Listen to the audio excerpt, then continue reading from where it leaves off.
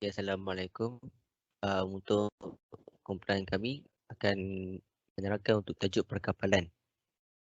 Ahli kumpulan kami ialah yang pertama Muhammad Syarul Ikram bin Muhammad Syukri, Muhammad Sulhaimi bin Kamaruzaman, dan saya ni Muhammad Izzat Firdaus bin Razman, Ahmad Syafiq bin Abdullah Jeffrey dan Muhammad Ahmad Syidi bin Hadizan. Untuk pengenalan tentang perkapalan saya akan menerangkan. Yang pertama ialah pengenalan kelahiran Islam di kota Makkah dan kemunculan kerajaan Islam pertama di Madinah merupakan detik bersejarah kelahiran satu tamadun baru yang telah merubah sejarah dunia. Ini kerana tamadun ini bukan saja telah berjaya merubah corak dan budaya hidup masyarakat Arab pra-Islam yang bertuangkan nafsu dan kejahiliaan kepada cara hidup yang baru yang bertujukan akhlak dan peradaban tinggi.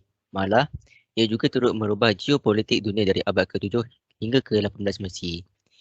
Dunia telah didominasi dan dicorakkan oleh tamadun Islam.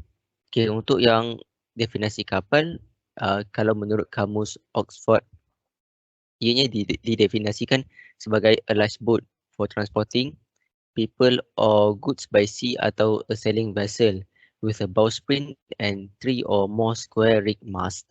Inilah contohnya kalau kapal zaman dulu, dan kapal merupakan kenderaan pengangkutan air yang tertua di dunia. Kapal juga telah terbukti telah memberi manfaat yang cukup besar kepada kita manusia, dan kapal juga telah bertanggungjawab menjadi pemakin kepada perkembangan sektor maritim dewasa sehingga kini. Seperti yang kita dapat lihat pada zaman moden sekarang juga kapal kerap digunakan untuk pengangkutan lah. Untuk tokoh-tokoh mengenai teknologi perkapalan, saya akan menyarankan kepada ahli kumpulan yang seterusnya. Sekian, terima kasih. Assalamualaikum, saya Muhammad Syarul Ikram bin Muhammad Syukri dari kelas DTK 5A, nombor kad matrik 17 DTK 19 F1031. Saya ingin menceritakan tentang latar belakang pencapaian teknologi pada zaman Islam terdahulu dan kaitannya dengan pencapaian teknologi pada zaman sekarang. Ada yang pertama, perubahan pada saiz dan struktur kapal pada hari ini. Contohnya, zaman Islam terdahulu menggunakan kapal layar, manakala zaman kini menggunakan enjin sebagai sumber kekuatan pergerakan. Terdapat juga banyak ayat Al-Quran yang mengatakan tentang kapal yang telah mendapat tempat yang cukup istimewa. Contohnya ayat dari surah Al-Isra ayat 66 yang bermaksud Allah yang menjalankan untuk kamu kapal di laut supaya kamu dapat mencari rezeki dari limpah kurnianya. Sesungguhnya dia maha mengasihani kepada kamu. Keistimewaan kapal ini bukan saja telah diceritakan melalui kisah Nabi Nuh alaihissalam, malah manfaat kapal turut meliputi aspek ekonomi, politik dan sosial. Assalamualaikum warahmatullahi wabarakatuh. Nama saya Aiman Syafiq bin Abdullah Jeffrey, nombor pendaftaran 17 DTK 19F 2009. Jadi saya akan menerangkan tentang tokoh-tokoh yang menjadi pelopor kepada pencapaian teknologi perkapalan. Tokoh yang pertama adalah Ibnu Majid. Nama penuh Sihabuddin Ahmad bin Majid. Beliau digelar sebagai Prince of the Sea.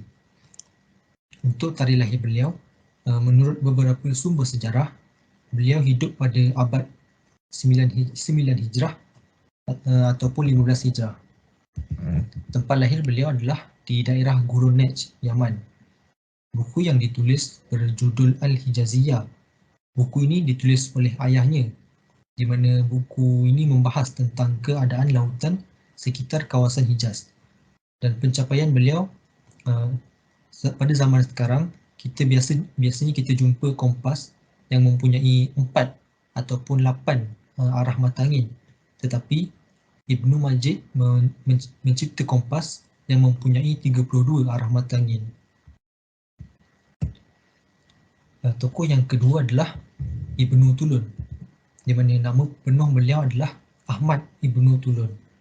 Beliau lahir di Baghdad pada bulan Ramadan 220 Hijrah bersamaan dengan 835 Masihi. Pencapaian terbesar beliau adalah beliau berjaya membuat 100 kapal perang dan ratusan kapal kecil. Pada zaman beliau merupakan gubernur Mesir pada zaman Abbasiyah. Beliau juga membesar dalam tradisi Turki dan mempunyai didikan ketenteraan oleh ayah tirinya. Seterusnya, beliau mempunyai kekuasaan yang luas meliputi wilayah Mesir dan juga Alexandria. Baiklah, itu saja daripada saya. Terima kasih. Assalamualaikum warahmatullahi wabarakatuh. Nama saya Muhammad Mahmud. Memiliki 13.19F. Okey, untuk pembentangan kali ini, mungkin saya telah mendapat tajuk iaitu perkapalan dan saya akan membentangkan kesan positif dan negatif teknologi perkapalan dalam kehidupan manusia.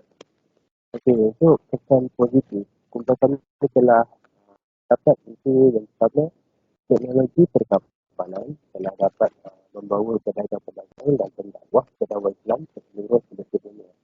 Seterusnya, teknologi perkapalan bukan sahaja meningkatkan Islam, malah memperkembangkan teknologi sains dan menjadikan pelayaran sebagai saluran komunikasi.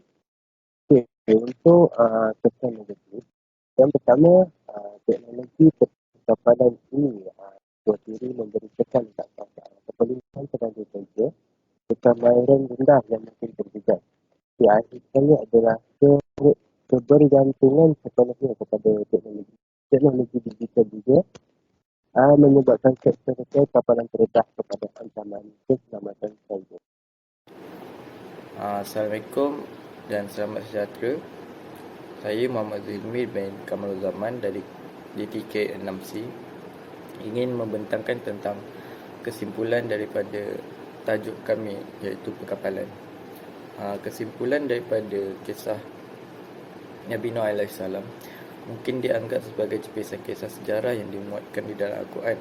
Namun di sinilah sebenarnya bermulanya revolusi sejarah pembuatan kapal. Tanpa kita sedari, ia bertitik tolak dari zaman Nabi Nuh AS. Industri pembinaan kapal telah mengalami transformasi teknologi, saiz, reka bentuk dan kegunaannya. Pergerakan dahulu mengharapkan bantuan angin, kini telah berganti kepada penggunaan enjin bermotor. Transformasi yang berlaku ini telah menjadikan masa pelayaran dapat disingkatkan. Manakala jika diperhatikan perubahan saiz kapal yang lebih besar, meningkatkan nilai ekspor dalam satu-satu pelayaran sekaligus telah merancangkan perkembangan ekonomi sedunia.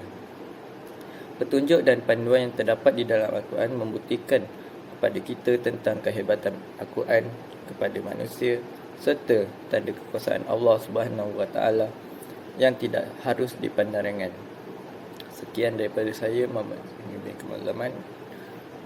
Wabillahi taufiq wal hidayah. Wassalamualaikum warahmatullahi taala wabarakatuh.